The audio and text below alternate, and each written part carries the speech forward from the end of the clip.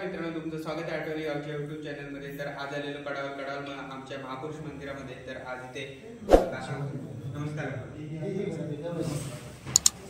आज जीवन विद्या मिशन कुडाळ ज्ञान संवर्धन केंद्र आणि जीवन विद्या मिशन ही संस्था गेली 70 वर्षे समाज प्रबोधनाचं कार्य करते आहे आणि महाराष्ट्राच्या बाहेर कार्य चालू आहे, आपण देशामध्ये कार्य चालू आहे आणि महाराष्ट्रामध्ये जवळजवळ 78 शाखा आहेत आणि यातील एक शाखा म्हणजे कुडाळ तालुक्याची शाखा जीवन विद्या मिशन कुडाळ।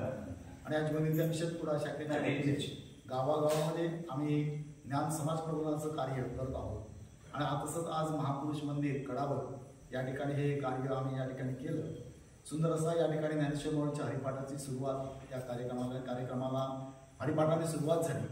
तदनंतर माननीय शिवाजीराव पालव साहेब, सद्गुरू श्री वामनराव यांचे सतशिष्य आणि मुंबई महानगरपालिकेचे डेप्युटी चीफ इंजिनियर, आज ते निवृत्त आहेत, परंतु गेली बरीच वर्ष जवळ 40 वर्ष जीवन विद्या मिशनच्या माध्यमातून ते समाज प्रबोधनाचं कार्य करत आहेत। अखिल मानवता सुखी व्हावी आणि हिंदुस्थान हे राष्ट्र सर्व प्रगत राष्ट्रांच्या पुढे जावं हा संकल्पपूर्ण अशी बाळगली, घर तेथे जीवन विद्या जावी, घरातील प्रत्येक व्यक्ती सुखी व्हावी या उद्देशाने आम्ही हे कार्य करतो आणि अशा या कार्याची आज या ठिकाणी समाज प्रबोधन ज्ञान प्रबोधन आम्ही आयोजित केलं होतं। हरिपाठाने सुरुवात झाल्यानंतर माननीय शिवाजीराव पालव साहेबांनी सुंदर असं या ठिकाणी प्रबोधन केलं। एकतत्व नाम दृढधरी म्हणा या विषयावर ते मार्गदर्शन केलं। एकतत्व नाम दृढधरी म्हणा हा संतश्रेष्ठ ज्ञानेश्वर माऊलींच्या हरिपाठातील एका अभंगातील पहिल्या 2 ओळी आहेत।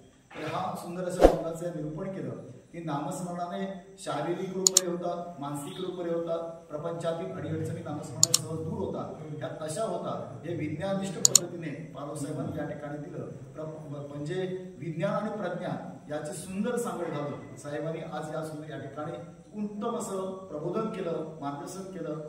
या ठिकाणी हे जे प्रवचन आहे ते प्रत्येक समाजाला उपयुक्त, प्रत्येक समाजातील घटकाला उपयुक्त आहे आणि याच जर या प्रवचनातील विचाराने माणूस जर जगला तर अखिल मानवता सुखी होणार याची ग्वाही आज सद्गुरू वामनराव या विचारातून दिलेली आहे आणि त्याचा अनुभव आम्ही घेतो, तो इतरांनी यावा यासाठी हे समाज प्रबोधनाचं कार्य आपण गावोगावी करतो। तसंच आज कडावलमध्ये श्रीदेव महापुरुष मंदिर या ठिकाणी आम्ही आज कार्यक्रम केला। हा कार्यक्रम यशस्वी केला, तो सुद्धा समस्त ग्रामस्थांनी यशस्वी केला, त्यामुळे त्यांनाही धन्यवाद आणि पालव साहेबांना सुद्धा मनपूर्वक धन्यवाद। धन्यवाद काका, तुम्ही इतकी सुंदर माहिती दिल्याबद्दल आजच्या कार्यक्रमाबद्दल। तर धन्यवाद।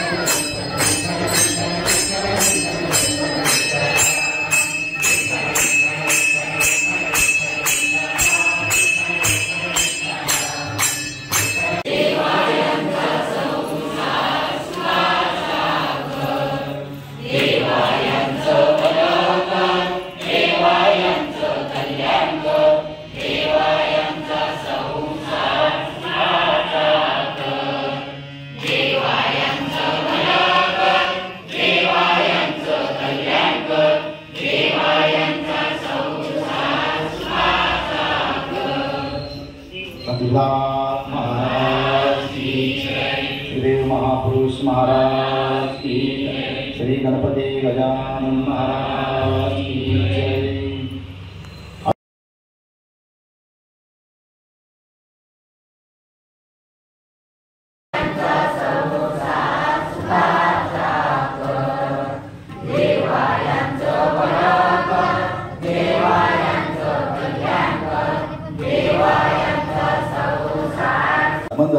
आणि उपासना यज्ञामध्ये ते सहभागी झाले। आपण सर्वांनी त्यांना टाळ्या वाजवून त्यांचं स्वागत करूया।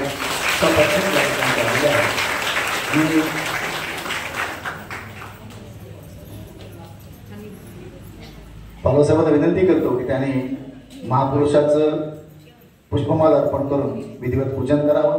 पालव काका आणि पालव वहिनी त्यांना विनंती करतो की त्यांनी आमच्या श्रीदेव महापुरुषाचं पूजन करावं। मी राणे साहेबांना विनंती करतो की त्यांनी साहेबांना पूजनासाठी मंदिरामध्ये घेऊन जावं।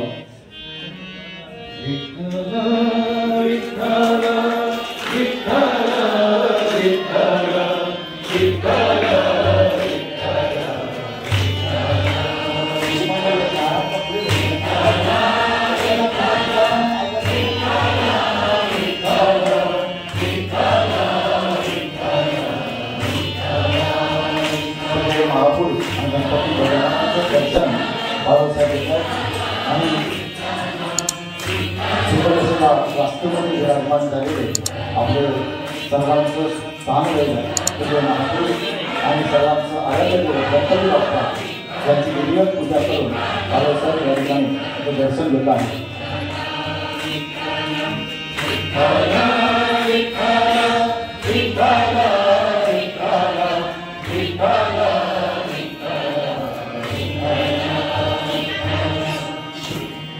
धन्यवाद साहेब। मेरा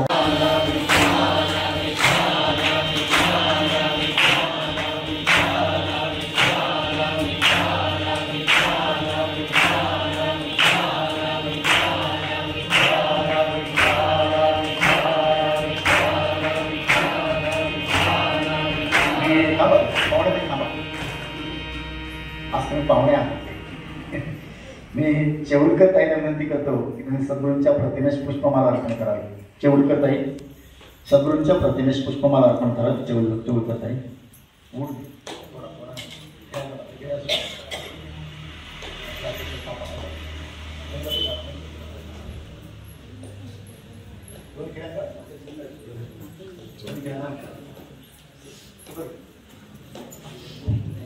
कुंडली कवते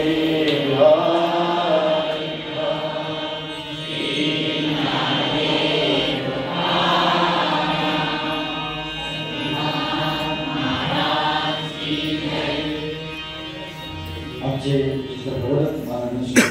विनंती करतो की त्याने आसनस्थ व्हावं।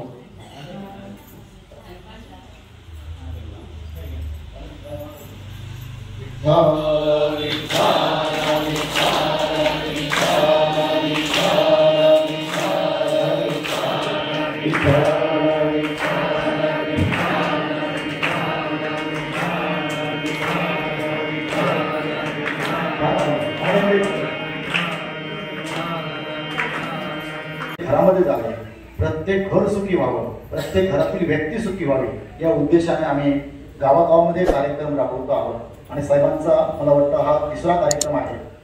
काल खुरामारला झाला, त्याच्यावर बांद्याला झाला, माणगावला झाला, सो आजचा हा चौथा कार्यक्रम आहे की आम्ही पंचक्रोशीमध्ये गावागावामध्ये हे कार्यक्रम घेतो। का तर शहराकडे आपल्याला येता येत नाही, शहराकडे आपण जाऊ शकत नाही कारण प्रवासाची आपल्याकडे गैरसोय आहे, दळणवळणाचं साधन नाही आणि त्यामुळे आम्ही गावामध्ये जाऊन हे विचार देण्याचा प्रयत्न करतो। आणि त्यामुळे आमचं इथे जे केंद्र चालतं कडावर केंद्र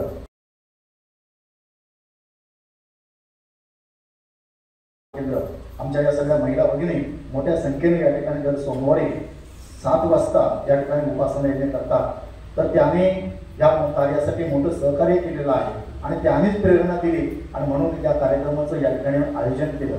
त्याचबरोबर आमच्या बाजूला भडगाव केंद्र आहे, इकडे पणदूर केंद्र आहे, याही लोकांनी सुद्धा आम्हाला मोलाचं सहकार्य केलं आणि त्यांच्या सर्वांच्या इच्छेखातर त्यांचं भलं झालं, आमचं भलं झालं, येथील समाजातील भलं व्हावं, या समाजाचं भलं व्हावं या दृष्टिकोनातून हा प्रबोधन महोत्सव आम्ही या ठिकाणी आयोजित केलेला आहे. तर मी मनपूर्वक सर्वांना धन्यवाद देतो, सर्वांची कृतज्ञता व्यक्त करतो आणि आमचे ज्येष्ठ पालव साहेब या आज खास कार्यक्रमासाठी आलेले आहेत, तर त्यांचा कसा परिचय करून देतो. माननीय शिवाजीराव पालव साहेब हे आपल्या इन्सुली गावचे सुपुत्र आहेत. पालव म्हटल्यानंतर आपल्या लक्षात आलं असेल कोकणातील असतील, तसे ते इन्सुलीचे असत. इन्सुली त्यांचा मूळ घर, शिक्षण सगळं सावंतवाडीला झालं, पुढे शिक्षण करायला झालं, बी इलेक्ट्रिकल इंजिनियर आहे आणि महानगरपालिकेमध्ये डेप्युटी चीफ इंजिनियर म्हणून त्यांनी काम केलेलं आहे. म्हणजे महानगरपालिकेमध्ये हजारो इंजिनियर असतात, त्या इंजिनियर्सना ट्रेनिंग देण्याचं काम त्यांनी केलेलं आहे. आपलं ज्ञान समाजासाठी त्यांनी वापरले असेल एवढे एक प्रकल्प त्यांनी स्वतः राबवलेला, त्याचे मॉनिटरिंग केलेलं आहे. त्याचबरोबर समाज प्रबोधन म्हणून जीवनज्योतीच्या माध्यमातून सद्गुरूंच्या समवेत अमेरिकेसारख्या राष्ट्रामधलं सुद्धा प्रबोधन केलेले आहे. 32 वर्ष सद्गुरूंच्या समवेत त्यांनी कार्य केलं. 9 वर्ष जीवनविद्या मिशनचे अध्यक्ष होते. अशा अनेक त्यांनी पदव्या बसवल्या, अनेक त्यांनी कार्य केलेलं आहे आणि या कार्याचा सन्मान म्हणून गेल्याच वर्षी 2022 मध्ये जीवनविद्या मिशनचा त्यांना जीवन गौरव पुरस्कार त्यांना मिळाला. त्याचबरोबर मानव साधना विकास संस्था मुंबई या संस्थेने सुद्धा त्यांना जीवन गौरव पुरस्कार 2000 मध्ये दिला. 2000 मध्ये त्यांना दिला. आणि अशी गुणवंत व्यक्ती आज तुमच्या गावामध्ये आलेली आहे. तुमचं आमचं सर्वांचं भाग्य आहे की एवढी महान व्यक्ती, एक महान तपस्वी म्हणायला हरकत नाही की प्रत्येक गोष्टीचा अभ्यास तुम्ही काही विचारा, त्या छोट्या मुलाचा प्रश्न असू दे नाहीतर मोठ्या मुलाचा प्रश्न असू दे, त्याला कसं उत्तर द्यावं, त्याची समजूत कशी काढावी, त्याची त्याचं शंकेचं निरसन कसं करावं याचं योग्य मार्गदर्शन करणारे आमचे पालव साहेब. हा छोटासा त्यांचा परिचय आहे. तर आपल्या सर्वांच्या वतीने मी पालव साहेबांचं पुन्हा एकदा हार्दिक स्वागत करतो आणि एक पुष्पमाला रात्रीची पुष्पमाला त्यांना अर्पण करून आपण आजच्या या प्रबोधनास सुरुवात करण्याची विनंती करूया. हे ईश्वरा सर्वांना चांगली बुद्धी दे, आरोग्य दे, सर्वांना सुखात आनंदात ऐश्वर्यात दे, सर्वांचं कल्याण कर, रक्षण कर आणि तुझे गुण मुखात अखंड राहावे. सद्गुरू महाराज की जय, महापुरुष महाराज की. प्रार्थनाचे प्रयत्न सुरू आहे. विश्वात जवळजवळ तिथे 40 ते 50 हजार लोक बसली तिथे मैदानावर. म्हणजे कल्पना करा किती लोक आहेत तिकडे. तर त्या प्रार्थना जपयज्ञामध्ये आपण एक प्रार्थना म्हणून त्यामध्ये सहभागी व्हायचे, म्हणजे त्याची व्हायब्रेशन संबंध विश्वामध्ये जाते. तर तुम्ही या एक प्रार्थना म्हणून त्यामध्ये सहभागी व्हा अशी सर्व उपस्थितांना मी विनंती करतो. हे ईश्वरा सर्वांना चांगली बुद्धी दे, आरोग्य दे, सर्वांना सुखात आनंदात ऐश्वर्यात ठेव, सर्वांचं भलं कर, कल्याण कर, रक्षण कर आणि तुझे गुण नाम अखंड राहू दे. सद्गुरुनाथ महाराज की जय.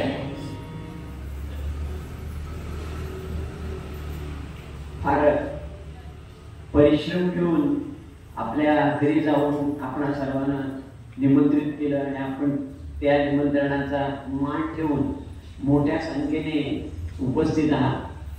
खास करून मोठ्या संख्येने महिला वर्ग उपस्थित आहे आणि महिला सबलीकरण हा आपल्या माननीय पंतप्रधान त्याचबरोबर माननीय मुख्यमंत्री यांचं एक विविध प्रकारचे उपक्रम चालू असतात. तुम्हाला माहिती आहे, त्याच्यावर मी काय बोलत नाही. आणि म्हणून हे सगळं होतच असतं आणि हे सगळं होत असताना आर्थिकदृष्ट्या महिला सक्षम व्हाव्या, त्या स्वावलंबी व्हाव्या म्हणून विविध उपक्रम असतात. आपण त्यामध्ये सहभागी होता आणि त्याचा सर्वांनाच आनंद आहे. खरं म्हणजे त्यामध्ये सहभागी होणाऱ्या ज्या महिला आहेत त्यांना विविध प्रकारचं ज्ञान मिळतं, माहिती मिळते आणि त्या हुशार होतात. हुशार म्हणजे त्याचा दुसरा अर्थ घेऊ नका, ज्ञानाने नॉलेजेबल होतात. ज्ञानाने नॉलेजेबल, घर बसल्या आपल्याला काही ते ज्ञान मिळत नाही. तर जगात काय चाललेलं आहे, कुठे काय चाललंय, आणि हे आपल्याला त्याच्या माध्यमातून मिळतं. तर आर्थिकदृष्ट्या या जर कडावल गावामध्ये आलो तर गाव समृद्ध आहे. आजूबाजूची गावं समृद्ध आहेत. कारण मी पहिल्यांदा आलो कडावल गावामध्ये, खूप छान वाटलं. आमची बांधण्याची अशी पेठ आहे, दोडामार्ग आहे, कुडाळ आहे, सावंतवाडी आहे. तसंही कडावलमध्ये पण छानशी तिथे मार्केट आहे. आणि त्यामुळे गोव्यात आल्यासारखं फील आलं. तर इथे महिला आल्यात ना, त्या गोव्यामध्ये महिला ज्या येतात त्या छानपैकी ड्रेस घालून, छानपैकी दागिने घालून येतात. गोव्यातला कार्यक्रम वेगळा असतो. तर तसं जरा फील आला मला गोव्यात गेल्यासारखा. त्यामुळे जाणवतं की इथे समृद्धी आहे आणि ते असायला पाहिजे. श्रीदेवाच्या, महादेवाच्या कृपेने, गणपतीरायाच्या कृपेने, स्थानिक देवतांच्या कृपेने समृद्धी असायलाच पाहिजे. सद्गुरू नेहमी म्हणत दारिद्र्य हा शाप आहे. तेव्हा दारिद्र्य नको, आपल्याला समृद्ध व्हायचं. आणि जर एकंदरीत आपली राष्ट्राची आजची परिस्थिती बघितली तर आपण 2047 साली आपण सबंध विश्वामध्ये सर्वात मोठी जर आर्थिक सत्ता असणार असेल तर ती भारत असणार आहे 2047 साली. म्हणजे त्या वर्षी आपल्या स्वातंत्र्याला 100 वर्ष होणार आहे. आतापासून त्याला सुरुवात झाली तर आपण या जगाच्या आर्थिक त्या यादीमध्ये आपला नंबर पहिला 25 होता, 30 होता, नंतर 12 आला, 10 आला, 8 आला. आणि आज आपण या आर्थिक क्षमतेमध्ये 5व्या स्थानावर आहोत. म्हणजे तेवढी मोठी प्रगती आहे बघा. गेल्या 10 वर्षांमध्ये जी काही प्रगती आपण केली, कोणाचे मतभेद असतील नसतील, पण सत्य काय आहे हे प्रत्येकाला माहिती आहे. तर आपण सर्व अंगाने तिथपर्यंत पोहोचलो. परंतु हे होत असताना जसं हे विज्ञानाने शक्य केलं आणि विविध उपक्रमाच्या माध्यमातून ते साध्य झालं आणि त्याच्यातून आर्थिक समृद्धी आली. ही आर्थिक समृद्धी उत्तम आहे, चांगली आहे. पण विज्ञानाची कास करूनही आपण केलेले आहे. तर हे होत असताना विज्ञानाला प्रज्ञानाची जोड असली पाहिजे. विज्ञानाला प्रज्ञानाची जोड असली पाहिजे. आणि जेव्हा विज्ञानाला प्रज्ञानाची जोड असते तेव्हा ती प्रगती शाश्वत असते. नाहीतर अनेक राष्ट्रांनी प्रगती केली आहे, परंतु प्रज्ञान कमी प्रमाणात असल्यामुळे त्याच्यामध्ये नेहमी काहीतरी वितुष्टवाद होताना आपल्याला दिसतो. ही जर गोष्ट लक्षात घेतली तर आपण आता बघा, आपण तुमच्या लक्षात असेल की भगवान रामलल्लांच्या मूर्तीची प्राण प्रतिष्ठा झाली तेव्हा आपण काय झालं, काय मिळवलं ते तुम्ही पाहिलेलं आहे. मी ते काय परत रिपीट करत नाही. परंतु त्याच्यामुळे एक जागृती निर्माण झाली. संबंध भारतामध्ये एक जागृती निर्माण झाली. 5 शतकं लागली की भगवान रामलल्लांची मूर्तीची पुनर्प्रतिष्ठा, प्राण प्रतिष्ठा करण्याकरता 500 वर्ष लागली. लक्षात घ्या. मी आपण झोपलो होतो का? झोपलो नव्हतो. परंतु काही अडचणी असतील, समस्या असतील, परंतु मार्ग निघाला. आणि आज अयोध्येमध्ये ज्या तऱ्हेने रामलल्लांची प्रतिष्ठापना झाली त्याच्यामुळे असं भाकीत केले गेले आहे की त्या अयोध्येमध्ये हजारो कोटींचा आर्थिक व्यवहार होणार आहे पुढच्या 2-4 वर्षांमध्ये. आणि हे जर बघितलं तर त्याचा फायदा संबंध भारतामध्ये होणार आहे. ही गोष्ट जी आहे म्हणजे मगाशी म्हटल्याप्रमाणे विज्ञानाला प्रज्ञानाची जोड असली पाहिजे. म्हणून तुम्हाला तिथे झालेली भाषणं पण आठवत असतील. माननीय पंतप्रधान आपले काय बोलले, उत्तर प्रदेशचे मुख्यमंत्री काय बोलले, सर संघचालक मोहनजी भागवत काय बोलले आणि माननीय गोविंददेव गिरी, आचार्य गोविंददेव गिरी काय बोलले ही तुम्हाला माहिती आहे. मी ते रिपीट करत नाही. म्हणजे ज्या ठिकाणी छत्रपती शिवाजी महाराजांचा जय जयकार होतो त्याचं कल्याण कसं होईल आणि त्याच्या माध्यमातून मुंबईची कशी भरभराट होईल. कारण मिल ही सर्वात महत्वाची होती त्यावेळी 2052 सालामध्ये. तर त्यावेळी त्या कामगारांचा उत्कर्ष कसा होईल, त्याचबरोबर उन्नती कशी होईल हे लक्षात घेऊन त्यांनी प्रबोधन केले. म्हणजे हे म्हणून त्यावेळी त्यांना विचार मांडला की भारत देश सर्वार्थाने सर्वांच्या पुढे जावा आणि हे जग सुखी व्हावं, हा त्यांनी मांडलेला विचार आणि तो आज आपल्याला मूर्त स्वरूप घेताना दिसतो. आणि म्हणून या ठिकाणी हा जो कार्यक्रम आपण आयोजित केला तो एवढ्या करताच ती समृद्धी आहे, पण समृद्धी टिकावी, ती अधिक वृद्धिगत व्हावी आणि सर्वांना समृद्धी बरोबरच मानसिक स्वास्थ्य पण लाभावं. त्याचबरोबर सर्वांना देवाची गोडी लागावी, देवाची आवड लागावी, हा त्याच्या मागचा उद्देश आहे. तुम्ही मंदिरामध्ये येता, या मंदिरामध्ये असाल, कुठल्याही मंदिरामध्ये जात असाल, देवाला नमस्कार करत असाल, परंतु आपल्या मनामध्ये हा जो देव आहे तो कायम वास्तव्य नसला पाहिजे. तो आपल्या सतत आपल्या समवेत असला पाहिजे. तो असतो, आपल्याला त्याची आठवण नसते. एका ठिकाणी एक सुंदर इंग्लिश एक वाक्य आहे इंग्लिश लेखकाचं, ते असं म्हणतो, I sleep in peace and wake in joy. In him I live, move and have my being. त्याचा अर्थ असा आहे की मी शांतपणे झोपतो, मला झोप येते ती त्याच्यामुळे, त्याच्या सत्तेमुळे, आणि मी सकाळी उठतो. बरं का, झोपला तर झोपला, उठतो ना, त्याची सत्ता. काय सुंदर वाक्य. मी शांतपणे झोपतो. झोप कशी गडबड घोटाळा नाही, मध्ये मध्ये जाग येते नाही, गाढ निद्रा, शांत झोप येते. I sleep in peace and wake in Joy. त्याच्या सत्तेने मी आनंदाने उठतो, काळजी करत उठत नाही, आनंदाने उठतो. काय सुंदर वाक्य. I sleep in peace, wake in joy and in him I live, move and have my. तर मी त्याच्यामध्येच राहतो. आय लिव्ह, मी राहतो त्याच्यामध्ये राहतो, त्याच्यामध्येच माझ्या सगळ्या हालचाली चाललेल्या आहेत. आय मूव्ह अँड हॅव माय बी. माझं सर्वस्व त्याच्यामध्ये आहे. काय सुंदर आहे की नाही. याची आठवण आहे का आपल्याला? तुम्हाला जेव्हा गाढ झोप येते त्या देवाची आठवण झाली पाहिजे. ज्यांना झोप येत नाही त्यांना विचारा झोपेचं महत्व काय. कम्फर्टच्या गोळ्या घ्याव्या लागतात आणि घेऊन गाढ निद्रा येत नाही. आणि ज्याला झोप गाढ येत नाही त्याला व्याधी सुरू होतात. कारण गाढ झोप हे निरोगी आरोग्याचं लक्षण आहे. गाढ झोप ज्याला येते देवाचे आभार मानले पाहिजे. किंबहुना झोपण्यापूर्वी देवाला नमस्कार करा. देवा छान, मला झोप येऊ दे, सगळ्यांना येऊ दे, मला नाही. म्हणून आपण रात्री झोपताना 108 वेळा प्रार्थना म्हणा. हे तुम्हाला जे वामनरावकडे सांगितलं त्याचं कारण हे.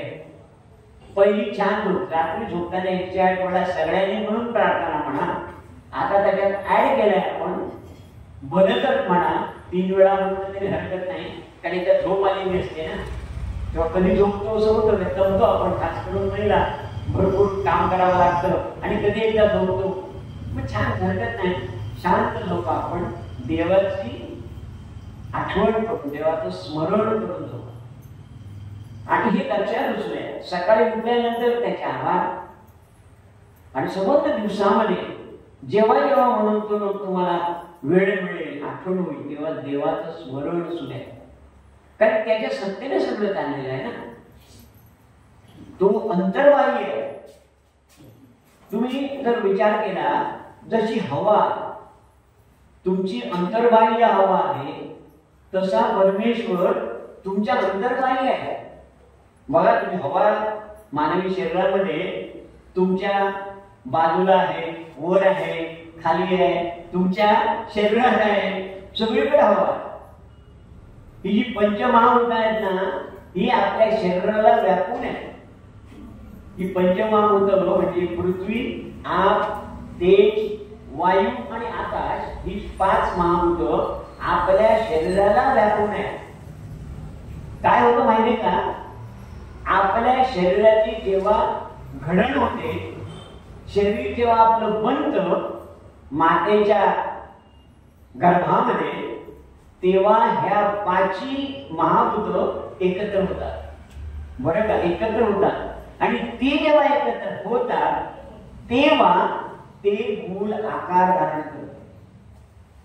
आणि जेव्हा माणूस मोठा होतो आणि त्याचं निधन होतं, तेव्हा आपण काय म्हणतो, पंचमहाभूतात विलीन झाला असं आपण म्हणतो. म्हणजे जन्म होतो तेव्हा या 5 महाभूतांचं घटन होतं. आणि जेव्हा तो माणूस या जगाचा निरोप घेतो तेव्हा त्याचं विघटन होतं. एवढं या पंचमहाभूताचं महत्व आहे. म्हणजे तुमचं शरीर हे पंचमहाभूताचं बनलेलं आहे. मग हे जर लक्षात आलं तर तुमच्या शरीरामध्ये पृथ्वी आहे, म्हणजे शरीर म्हणजे पृथ्वी आहे, आप पाणी आहे, पृथ्वी आप तेज म्हणजे प्रकाश, हा तुमचा बाहेर दिसणारा प्रकाश, तर तुमच्या आतमध्ये पण प्रकाश आहे, आतमध्ये पण प्रकाश आहे. तेज तुमच्या ठिकाणी जे तेज आहे, सामर्थ्य आहे, ते पण आतमध्ये आहे. आणि आकाश तुमच्या ठिकाणी आकाश आहे जे आतमध्ये आहे आणि बाहेर आहे. असं हे अतिशय विलक्षण असा मानवी देह, अतिशय विलक्षण. म्हणजे जे बाहेर आहे ते तुमच्या शरीरामध्ये आहे. म्हणून आपल्या पूर्वजांनी आपल्याला सांगितलं, आपल्या ऋषीमुनींनी सांगितलं, पिंडी ते ब्रह्मांड. ब्रह्मांडामध्ये जे जे म्हणून काय आहे ना, ते पिंडामध्ये आहे, म्हणजे तुमच्या शरीरामध्ये आहे. आणि ही जर गोष्ट लक्षात घेतली तर वामनराव पैंचा महत्वाचा सिद्धांत काय आहे, शरीर साक्षात परमेश्वर. बघा आता तुम्हाला पटेल, कारण विश्वामध्ये जे आहे ना ते सगळं शरीरामध्ये, शरीर साक्षात परमेश्वर. म्हणून या शरीराच्या आधाराने आपण जगतो, जन्माला येतो, मग जगतो, मग आपला जर काय नोकरी धंदा व्यवसाय सगळं करतो. आपण मुलांना जन्म देतो, मुलांना शिकवतो, त्यांना मोठी करतो आणि त्यांना त्यांच्या पायावर उभे करतो आणि एक दिवस आपण या जगाचा निरोप घेतो. ह्या सगळ्या जबाबदाऱ्या पार पाडण्याकरता आपल्याला कोण सहाय्य करत असेल, एक म्हणजे शरीर आणि दुसरं म्हणजे देव. दोनच गोष्टी. मग केवढं महत्व आहे देवाचं, म्हणजे दोघांचंही महत्व आहे. तुमच्या शरीराचं महत्व जेवढं आहे तेवढंच देवाचं महत्व. म्हणून तुम्ही 2 गोष्टींची काळजी घ्यायला पाहिजे. एक तुमच्या शरीराची काळजी घ्यायला पाहिजे आणि दुसरं म्हणजे देव, ह्याचं नेहमी स्मरण. काळजी घ्यायची गरज नाही, तो काळजी आपली घ्यायला समर्थ आहे. आपण त्याचं स्मरण केलं आहे. स्मरण फार महत्वाचं. आणि म्हणून आपण जर बारकाईने लक्षात घेतलं, एवढं सगळं आहे ना, बघा एवढं सगळं असून सुद्धा आपण दुःखीच असतो.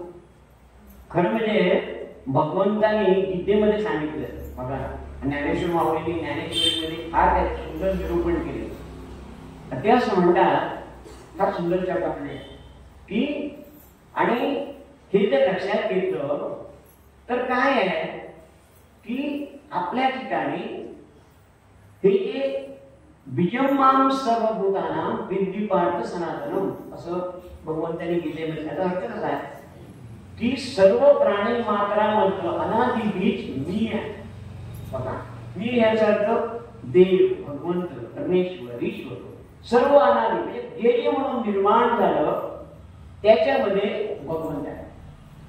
आता भगवंत आहे एवढं असताना सुद्धा आपल्याला समस्या का, आपल्याला अडचण का?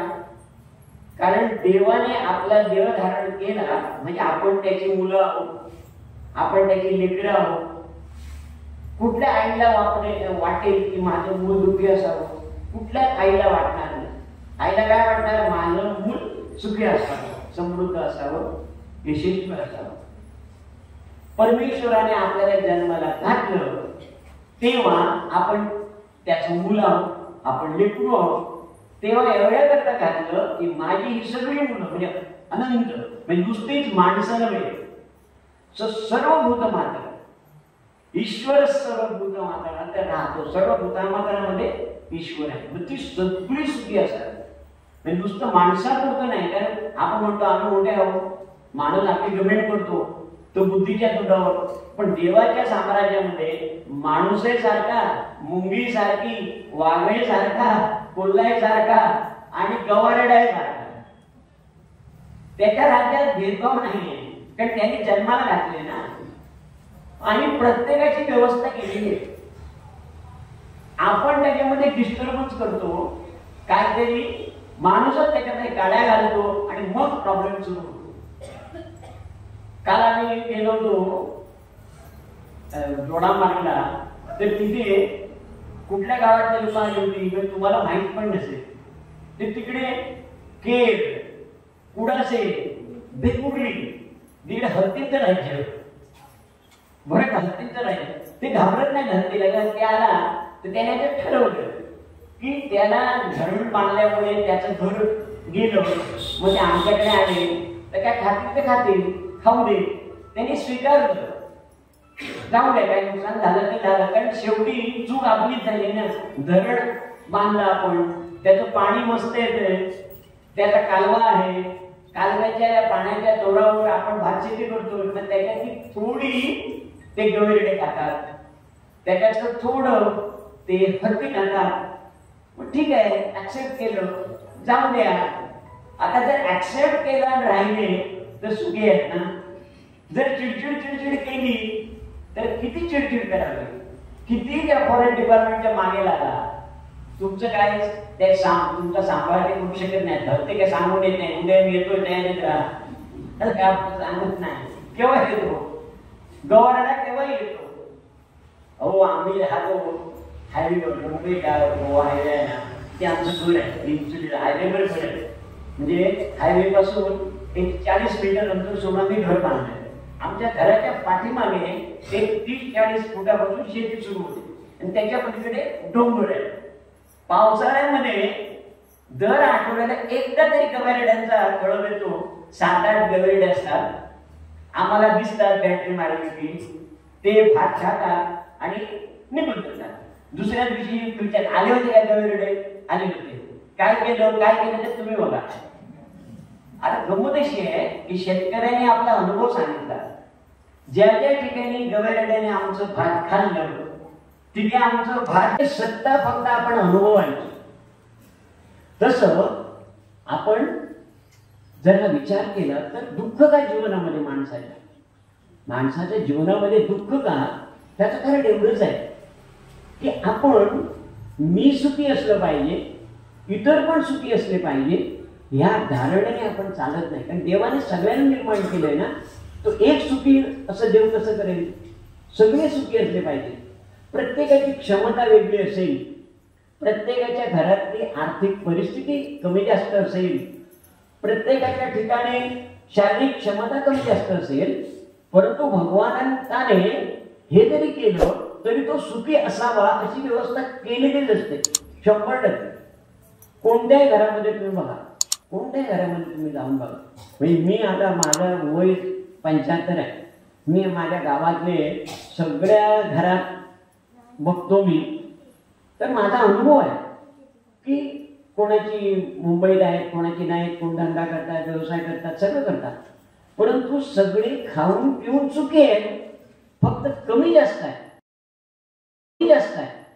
आता ज्याच्याकडे कमी आहे त्याने ज्याच्याकडे जास्त आहे त्याचा द्वेष, मत्सर, तिरस्कार न करता देवा तुम्हाला दिलंयस त्याच्यात मी समाधानी आहे, अजून मला जे काय मिळालं त्याकरता मी प्रयत्न करेन, म्हणजे तो समाधानाने जीवन जगेल.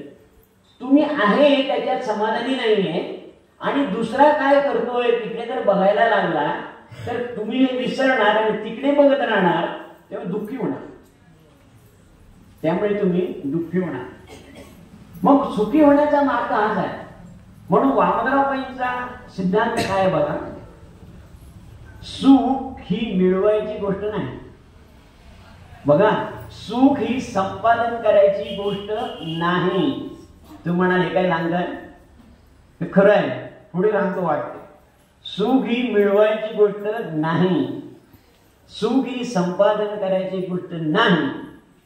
सुख देण्यात असतं, सुख हे देण्यात असतं. इतरांना तुम्ही जे सुख किंवा दुःख देता ते तुमच्याकडे बुमरॅंग होऊन परत येतो. हा फॉर्म्युला आहे, हा नियम आहे. बघा, तुम्ही इतरांना जे सुख किंवा दुःख देता ते बुमरॅंग होऊन तुमच्याकडे परत येतो. मग आपण काय करायला पाहिजे, आपल्याला सुख पाहिजे ना, इतरांना सुख देण्याचा प्रयत्न करायचा. त्याचं सुख की तो होणं न होणं ती व्यक्ती हे त्याच्या कर्मावर अवलंबून आहे. लक्षात घ्या, त्याच्या पूर्व कर्मावर अवलंबून आहे. परंतु तुमची जबाबदारी काय, त्याच्या सुखाचा विचार करणं. एवढं केलं काय, तुम्हाला पुण्य मिळालं, तुमचं सुखी होण्याचं मार्ग मोकळा झाला. तुम्ही दुःख कोणाला देऊ नका, कारण जेव्हा तुम्ही दुःख कोणाला द्याल तेव्हा काय होईल की ते दुःख बुमरॅंग होऊन तुमच्याकडे परत येईल. ही जर गोष्ट लक्षात घेतली तर आपल्याला जर समाजात बघितलं आपण तर एक लक्षात तुमच्या गोष्टी, म्हणजे कोणी समाधानी नाही. तो शेतकरी असू द्या, व्यापारी असू द्या, धंदेवाईक असू द्या, कोणी नोकर असू द्या, किंवा राजकारणी आहे, समाजकारण आहे, शिक्षण कारण आहे, वेगवेगळ्या क्षेत्रात काम करणारा माणूस आहे. तो जे आहे स्टीव्ह हॉकिन्सन, तो विकलांग म्हणजे त्याला कधीच बोलता आलं नव्हतं. ज्यावेळी तो रिसर्च करत होता तेव्हा आपले डॉक्टर जयंत श्रीमती आणि जयंत नारळीकरांपेक्षा हुशार, नेहमी पहिल्या येणार ऑक्सफर्ड युनिव्हर्सिटी लंडनची. तर काही कारणामुळे तो विकलांग झाला आणि जयंत नारळीकरांचा ते त्यांचा अनुभव आहे. पण विकलांग झाला तरी त्याने आपला शोध बंद केला नाही, शोध चालू ठेवला आणि अनेक शोध त्या महापुरुषांना लावले आणि त्याचं नाव आज विश्वामध्ये झालं. तो रडत बसला नाही, मी विकलांग झालो, मला काय करता येत नाही. त्याला बोलता येत नाही, त्याचे हात चालायचे नाही, त्याला खाता येत नाही, सगळं पूर्णपणे विकलांग. परंतु त्याला जी बुद्धी दिली होती त्या बुद्धीच्या बळावर कम्प्युटरचा उपयोग करून त्याने विश्वाला दोषणी घातली. मी तुम्हाला एक खूप मोठं उदाहरण का सांगितलं की बाकीची जी उदाहरणं आहेत ना ती छोटी छोटी आहेत. आमच्याकडे आमच्या गावात त्या मंदिरामध्ये वार्षिक कार्यक्रम 3 वेळा होतात. त्या 3 कार्यक्रमाला हा वर्गणी जमा करण्याकरता गेटवर बसलेला असतो. सकाळी 7 वाजता येणार. याला कारण काय, त्याची बायकोने पैसे आणले कुठून. आमच्याकडे शिवाजी चव्हाण नावाचे आमदार नळामुळे राहतात. तर ते त्यांचा धंदा हा भाजीपाल्याचा होता. तुम्हाला माहिती दादरला भाऊ मध्ये भाजीपाला विकत घ्यायचा, तो विकायचा आणि ते व्यवसाय करायचा. आता ते विकून झाल्यानंतर काय करायचे, तर तिकडे जे गाड्या आहेत ना ते गाड्यांची देवाणघेवाण करून काय केले, वरचा पैसा कमवायचे आणि मग भरपूर पैसे घेऊन घरी यायचे. तर पैसे आणले की बायको विचारायची त्यांना, हो तुमच्या भाजीपाला विक्रीतून एवढेच पैसे यायला पाहिजे, हे पैसे कुठून आले. तर ते म्हणाले मिळाले. तर कसे काय मिळाले, तर हे पैसे बाजूला ठेवा, हे मला नको, तुमच्या भाजीपाल्यातून आले तेवढेच पैसे मला द्या. आणि त्या बाईने ते वरची कमाई होती ना सगळी बाजूला ठेवायला लावली नवऱ्याला. तुमची कमाई एवढीच आहे, तेवढ्यातच मी माझा संसार करणार, त्याच्यातच मी माझ्या मुलांना शिकवणार आणि मी सुखी राहणार, मला तुमची वरची कमाई नको. आणि आज त्यांची मुलं चांगली आहेत, ते सुखी आहेत आणि वरची कमाई त्यांनी डोनेशन देऊन टाकली. काहीतरी कार्यक्रमाला आमच्या जीवन विद्या मिशन आहे देऊन टाकली. वरची कमाई बायको नाही, मला मी हातावर नाही ती वेगळी ठेवायची. अशी बायको व्हिडिओ म्हणजे दुपार असतो कठीण नाही काय लाव लाव उद्या लाव. दुसरं उदाहरण सांगतो, काय हे माणूस दुःखी का त्याचं उदाहरण. आता सुखी आहे की नाही, जर वरची कमाई घ्यायची असते आणि मी 100% सांगतो घरात प्रॉब्लेम, नवरा आजारी, मुलं आजारी, स्त्री आजारी, प्रॉब्लेम. आज त्यांच्या प्रॉब्लेम नाही, तुम्ही छान कार्य करतात, सुखी आहे. म्हणून पैशानेच सुख मिळतं असं नाही. पैशाने सोयी होतात, त्या जेवढ्या आवश्यक आहेत तेवढ्या मिळवाव्या. उगाच बाकीच्या गोष्टींच्या मागे लागू नये. पण आपण प्रामाणिकपणे नोकरी धंदा व्यवसाय करावा, अधिक पैसे मिळाले तर अधिक वस्तू खरेदी करावी, पण भ्रष्टाचार नव्हे, वर कमाई नव्हे. एक दुसरी गोष्ट सांगतो, मी पुण्याला पहिल्या नाटकाला आलो त्या बहिणीकडे राहायला होतो एक तासामध्ये.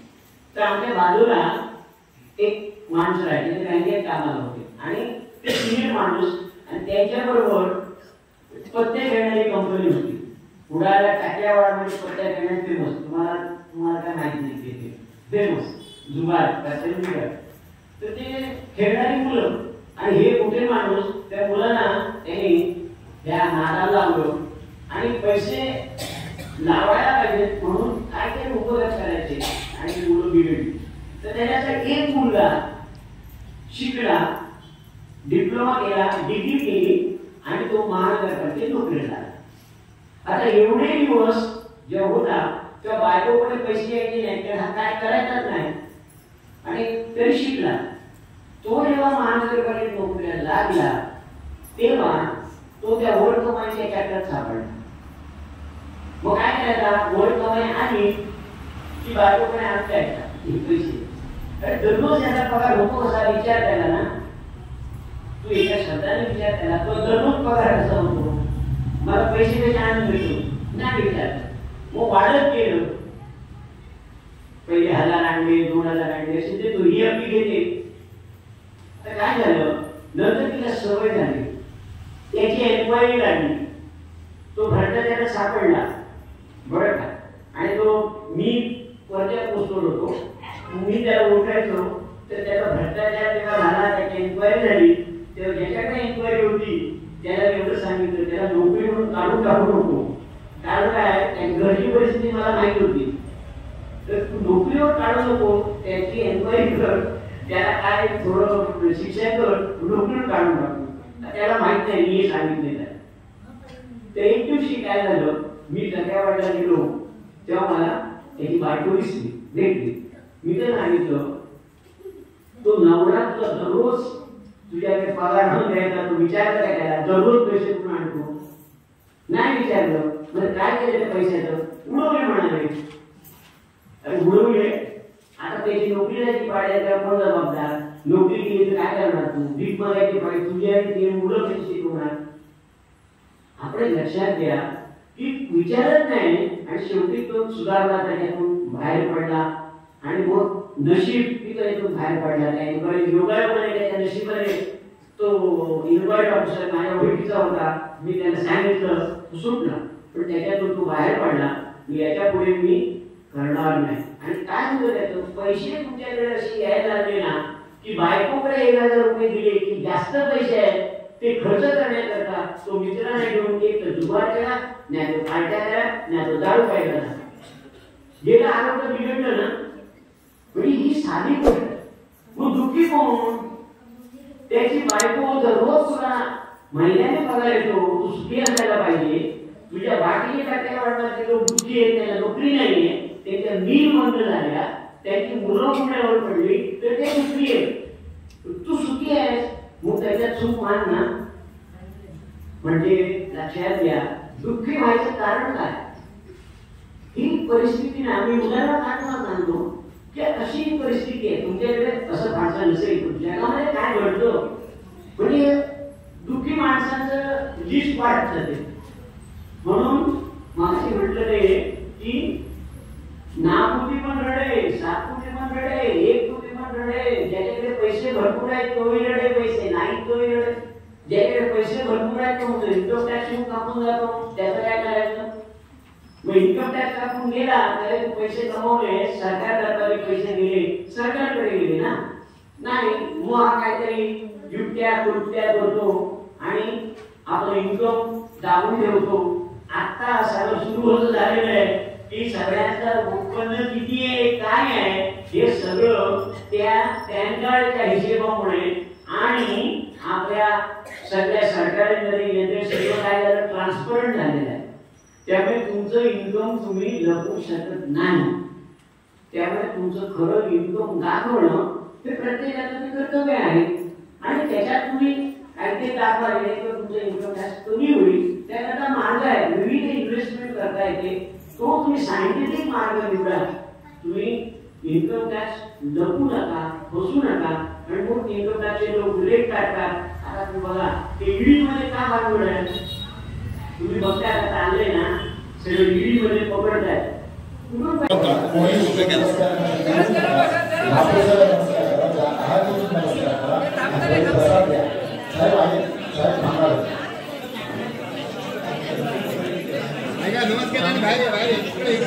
प्रसाद द्या.